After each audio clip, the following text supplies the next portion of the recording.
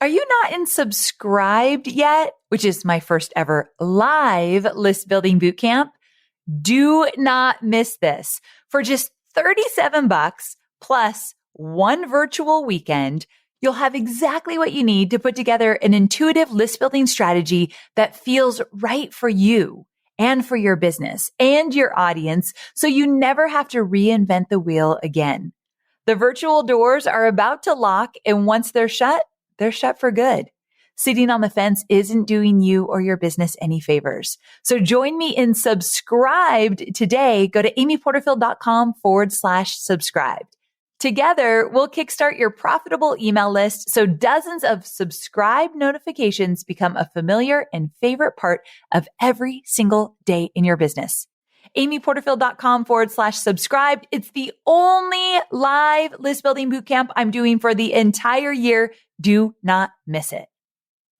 By constantly pushing myself to make the content better, I'm growing tremendously. I'm keeping that muscle really strong. It sounds so simple, like choosing one thing that I continue to dive into. But for me, content creation brings me a lot of joy, which means it's a win-win. So I choose one area that I still hold on to in terms of content creation, and it's all my webinars. I'm Amy Porterfield, ex-corporate girl turned CEO of a multi-seven-figure business. But it wasn't all that long ago that I lacked the confidence, the budget, and the time to focus on growing my small but mighty business. Fast forward past many failed attempts and lessons learned, and you'll see the business I have today. One that changes lives and gives me more freedom than I ever thought possible. One that used to only exist as a daydream. I created the Online Marketing Made Easy podcast to give you simple, actionable, step-by-step strategies to help you do the same. If you're an ambitious entrepreneur or one in the making who's looking to create a business that makes an impact and a life you love, you're in the right place, friend. Let's get started.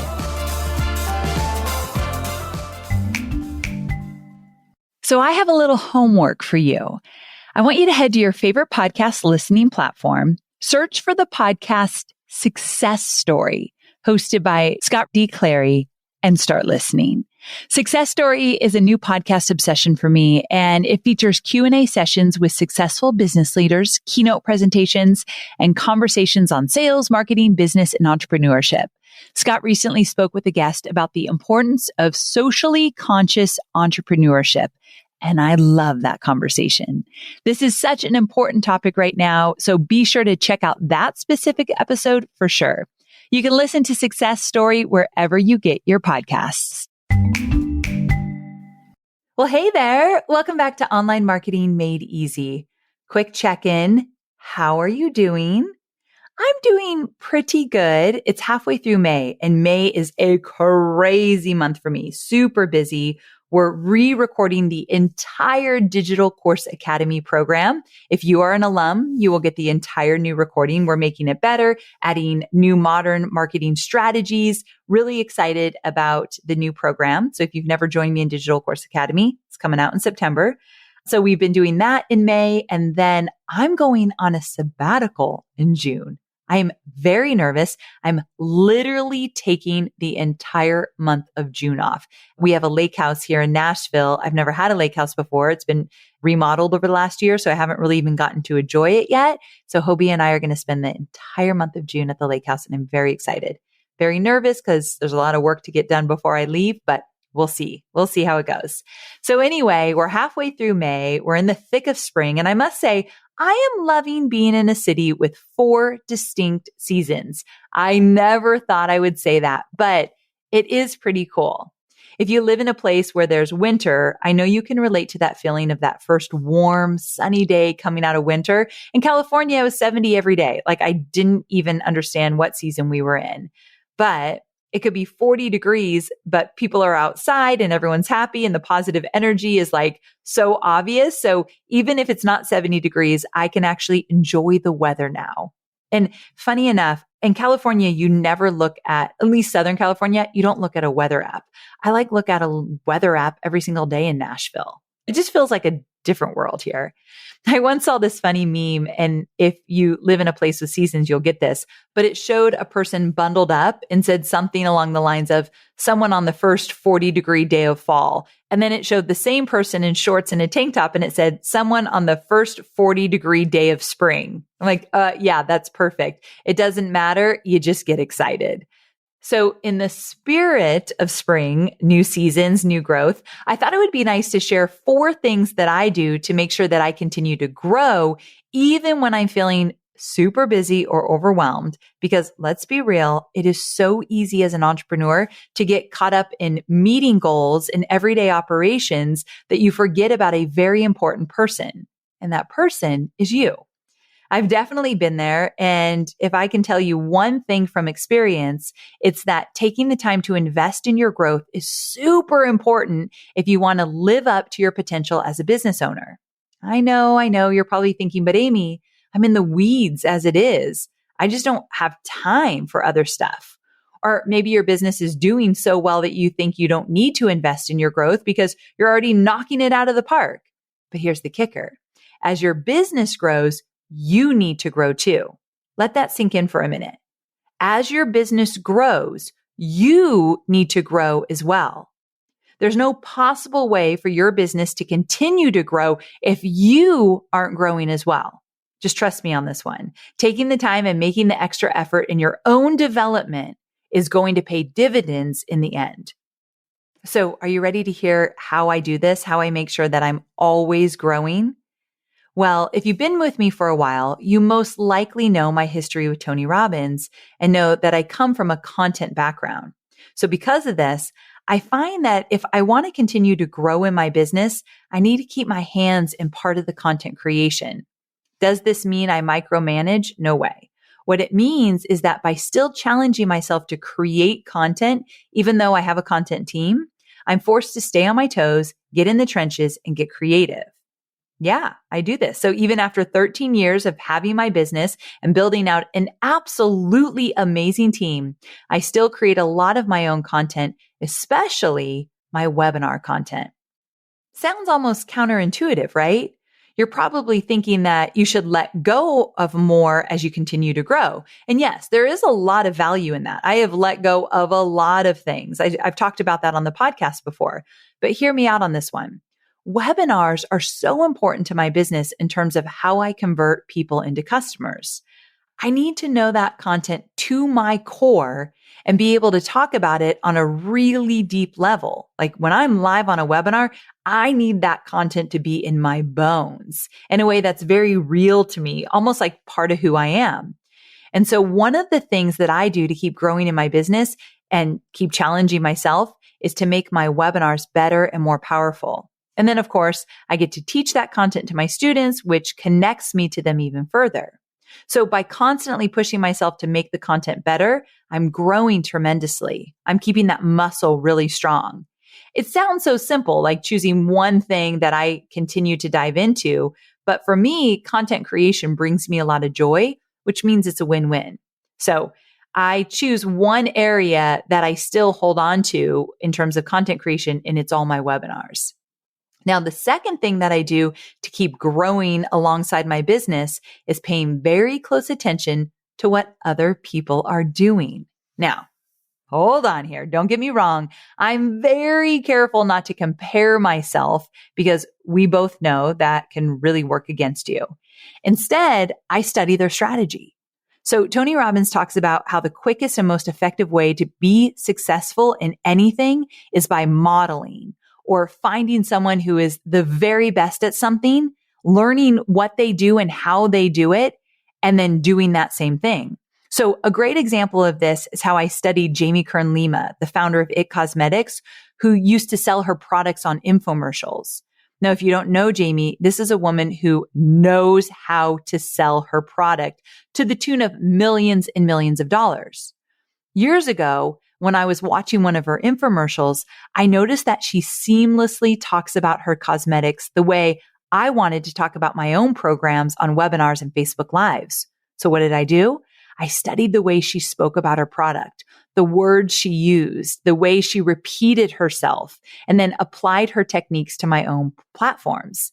I actually recorded a whole episode on my podcast about how Jamie talks about her products like a pro and how you can too. I'll link to it in the show notes. It kind of was one of my favorites, and I think that you'd get a lot of value from it. So just so you know, it's episode 259. So you can go to amyporterfield.com/259. It's called 7 Secrets to Talking About Your Product Like a Pro.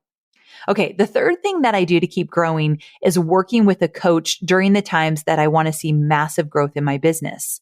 I've had business coaches on and off throughout my career, each during a different season. And I've always had Corinne Crabtree is a coach that I've had forever and ever. And she really started out as a weight loss coach for me. And we worked on my emotional eating and some challenges I was having with not losing weight. And we worked on that, and we have for years and years. And I still work with her, but we also talk a lot about business because she's an entrepreneur. So business stuff comes up, which then makes me get off my game with eating healthy and all that stuff. So like the two are very much related. But I also have been in the market for a business coach for some very specific things that I want to launch in my business. And so I'm at a stage right now that I am going to actually hire a business coach that I'm going to work with one-on-one. It's been a while since I've done that, but I want to work with a business coach that knows memberships and physical products and, of course, courses and certification and team building and diversity on the team and building an audience, like someone who's been in it before. So I'm absolutely in conversations with some potential people, looking forward to that. But I think it's my next evolution of growth is to work with a really high-end business coach and take things to the next level. Now, this is going to cost me, and it's not something that I would have been able to do, let's say 10 years ago. So I'm not saying at all that you need to hire a one-on-one business coach. This is like 13 years into my business, but I feel like I'm at a place that, yeah, this feels right. So I'm going to start kind of pursuing that and looking into that. If you do hire a coach, please, please, please only hire a coach that, one, has done something that you want to do, and number two, has a major track record for doing big things and making big things happen. Like, you have to know firsthand that they're able to deliver the goods. So very, very important. So I don't know where I'll land with that, but I am exploring it. I've been talking to a few people. I've been reaching out to some of my friends to say, like, who do you know? So I think I've landed on a few really great people. You just have to make that final decision. Okay. So moving on to the fourth thing I do to continue growing, and that is making an investment in my emotional health. As I get older, I'm realizing just how important it is to heal the parts of me that I feel are broken or that need extra care. Speaking to a therapist, doing EMDR therapy, something I really believe in, are two things that I do to take care of my mindset. And by growing in that area, I'm way more capable of growing my business. I can handle the hard stuff better. I can think more clearly, and with focus, I feel more confident. So I'm all about therapy and different ways to get the type of therapy you need. I'm all for it. And actually, I'm also really a big advocate of reading. I'm sure that you read a lot as well. Most entrepreneurs do. But okay, so when I say read, let's be honest. I am an Audible girl. I love every single day to listen to either a book or a podcast. So if it's a book, it's on Audible, typically around strengthening my mental health, improving my well-being, or something business related. So if I'm going to pick up a book, I mean, in the summer, I always do the summer like romance fun reads, but on a daily basis, when I'm like working every day, if I go on a walk with Scout, it's usually one of those business related or well-being related books or podcasts. So those are really important to me. And one of the books that I'm reading right now is How to Do the Work. I'm actually almost all the way through it. Dr. Nicole LaPera wrote it, and it is fantastic. And I actually do have the physical book because I interviewed her on my podcast, but I also have her in my earbuds for a lot of my downtime. So that's a book I'm loving. So those are the 4 things that I do to continue growing. They might be a little different than you might have thought they were, but they actually are really important to me. And maybe one of the ideas will spark some inspiration for you as well. Because remember, if your business is growing and you as a human being, you are not growing, your business will not continue to grow. It takes you to show up for that as well. And that's why it's so important to make time for yourself. So grab your notebook or journal, write down maybe a list of 3 to 5 things that you think will help you to continue to grow, and make it a goal to actually engage in those things. Maybe challenge yourself. Maybe tell a friend, look, keep me accountable. I want to be doing these things. It really makes a difference. And when you do them, pay attention to how you feel about doing each of them. Do they motivate you? Do they bring you happiness? Did they make you more productive, more focused? Do they get the creative juices flowing? Because that's the goal of all of this. Really, at the end of the day, we want to feel a certain way. I want to feel vibrant. I want to feel alive. I want to feel focused. I want to feel clear. And these growth exercises that I partake in allow me to feel all of those things. Maybe not all at once, maybe not every day, but on a pretty consistent basis. All right. I hope you loved this shorty episode and found value in it. Thank you so much for hanging out with me. And if you'd be so kind, please do share this episode with a friend. Someone might really find it valuable. All right. So I will talk to you on Thursday for more entrepreneurial goodness. Same time, same place. Bye for now. I know you've worked hard to grow your business, and finding a customer relationship management software, a CRM that you can trust to help grow it even more, isn't always easy. Whether you're starting out or scaling up, my favorite CRM platform, HubSpot, is here to help your business grow better because it puts your customers first. So with easy to use marketing tools like drag and drop web page editors that require no custom code, yes, please, HubSpot helps your business work smarter, not harder. Learn how your business can grow better at HubSpot.com.